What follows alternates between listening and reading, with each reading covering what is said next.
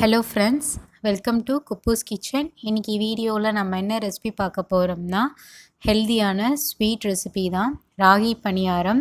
இந்த ரெசிபி எப்படி செய்கிறதுன்னு பார்க்குறதுக்கு முன்னாடி இது வரைக்கும் நீங்கள் நம்ம சேனலை சப்ஸ்கிரைப் பண்ணாமல் இருந்தீங்கன்னா மறக்காமல் சப்ஸ்கிரைப் பண்ணுங்கள், லைக் பண்ணுங்கள், ஷேர் பண்ணுங்கள், கமெண்ட்ஸ் பண்ணுங்கள், மறக்காமல் பெல் நோட்டிஃபிகேஷனை கிளிக் பண்ணுங்கள்.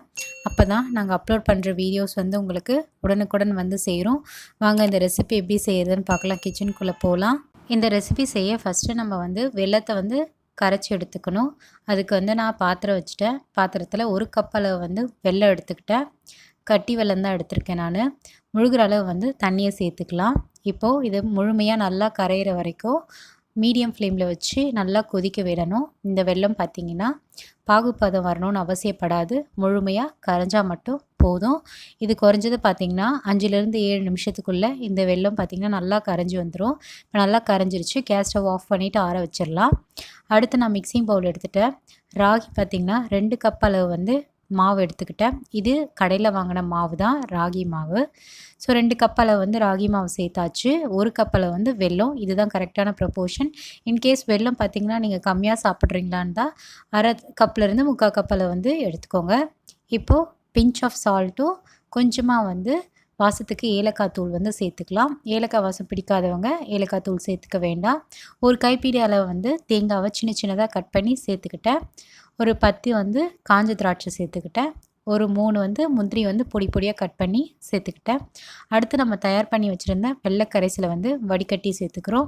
ஏன் வடிகட்டுறோன்னா இந்த வெள்ளத்தில் கல், மண், தூசி அத்தனையும் இருக்கும். அதனால் நம்ம வடிகட்டி சேர்த்துக்கிறோம். இப்போது வெல்லமும் சேர்த்தாச்சு. இதை நல்லா மிக்ஸ் பண்ணி விடணும். கொஞ்சம் கொஞ்சமாக வெள்ளை தண்ணியை சேர்த்துக்கோங்க. மொத்தமாக சேர்த்துக்காதீங்க. மொத்தமாக சேர்த்துட்டிங்கன்னா ரொம்ப தண்ணியாக போயிடும். ஸோ கொஞ்சம் கொஞ்சமாக சேர்த்துட்டு இந்த மாதிரி கலந்து விடுங்க. ஸோ இது கொஞ்சம் கலர்றதுக்கு கஷ்டமாக தான் இருக்கும். நீங்கள் கொஞ்சம் கொஞ்சமாக பார்த்து கலந்து விடுங்க.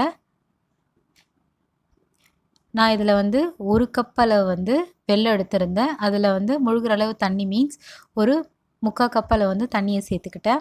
இதுவே கொஞ்சம் போதுமான அளவாக தான் இருந்துச்சு வெள்ளை கரைசலுக்கு. இப்போ மாவு பார்த்திங்கன்னா ரொம்ப திக்கான கன்சிஸ்டன்சியில் இருக்குது. இப்போ தேவையான அளவு தண்ணியை சேர்த்துக்கலாம். இது தோசை மாவு பதத்துக்கு இருக்கணும். நான் அரை டம்ளர் அளவு தண்ணியை சேர்த்துட்டு நல்லா கரைச்சி எடுத்துக்கிறேன். இது கெட்டி இல்லாமல் நல்லா கரைச்சி எடுத்துக்கோங்க. சொல்லப்போனால் தோசை மாவு பதத்துக்கு தான் இருக்கணும். அப்போ தான் நமக்கு குழிப்பணியாரத்தில் ஊற்ற கரெக்டாக வரும். இன்கேஸ் உங்களுக்கு இதில் ரொம்ப தண்ணியாக வந்துச்சுன்னா நீங்கள் மாவு கூட கொஞ்சம் சேர்த்துக்கலாம். அடுத்து தயார் பண்ணி வச்சுருந்த மாவு குழிப்பணியார கல்லில் ஊற்றி எடுத்துக்கலாம். ஃபஸ்ட்டு குழிப்பணியாரம் கேஸ் ஸ்டவ்வில் வச்சுட்டேன். இப்போ கல் நல்லா காயணும். காஞ்ச பிறகு எல்லா குழியிலையும் எண்ணெய் சேர்த்துக்கணும். இன்கேஸ் உங்களுக்கு எண்ணெய் வேண்டான்னா நீங்கள் நெய் கூட சேர்த்துக்கலாம். எல்லா குழியிலையும் நான் கடலை எண்ணெய் சேர்த்துட்டேன். இப்போ எண்ணெய் நல்லா காயட்டும். காஞ்ச பிறகு நம்ம தயார் பண்ணி வச்சுருந்த ராகி மாவு எல்லா குழியிலையும் கொஞ்சம் கொஞ்சமாக ஊற்றிக்கலாம். இந்த செய்கிறப்போ நீங்கள் மீடியம் ஃப்ளேம்லேயே வச்சு செய்யுங்க. ஆனால் கல் மட்டும் நல்லா சூடான பிறகு எண்ணெய் சேர்த்திங்கன்னா பணியாரம் பார்த்திங்கன்னா சீக்கிரம் வெந்து வரும். அதனால் கல் நல்லா சூடான பிறகு நீங்கள் கொஞ்சம் கொஞ்சமாக மாவு குழி பணியாரில் சேர்த்துக்கோங்க. இப்போ நம்ம எல்லா குழியிலையும் மாவு சேர்த்தாச்சு. இதை நம்ம மூடி வச்சு நல்லா வேக வச்சு எடுப்போம். இது குறைஞ்சது பார்த்திங்கன்னா 4லேருந்து 7 நிமிஷம் நல்லா வெந்து வரணும். இப்போ நம்ம பாதி அளவு வெந்து வந்திருக்கு. இப்போ ஒவ்வொன்றா நம்ம திருப்பி விடுவோம். இதை திருப்பி விடுறப்போ கொஞ்சம் பார்த்து திருப்பி விடுங்க. சம்டைம்ஸ் அது பிரேக் ஆக கூட வாய்ப்பு இருக்குது.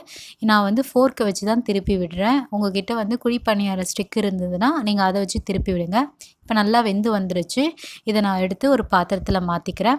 அவ்வளோதாங்க, வீட்டிலே ஈஸியாக குழிப்பணியாரம் எப்படி செய்கிறதுன்றதை இன்றைக்கி வீடியோவில் பார்த்தோம். இந்த ரெசிபி ஈவினிங் ஸ்நாக்ஸாக சாப்பிட்றதுக்கு ரொம்ப அருமையாகவும் இருக்கும். இது ரொம்ப ஹெல்த்தியான ரெசிபி. கண்டிப்பாக குழந்தைங்கள்லேருந்து பெரியவங்க வரைக்கும் சாப்பிடக்கூடிய ரெசிபி தான். இதை நீங்கள் வீட்டில் செஞ்சு பார்த்துட்டு எப்படி இருக்குன்றதை எங்களுக்கு மறக்காமல் கமெண்ட்ஸில் தெரியப்படுத்திங்க.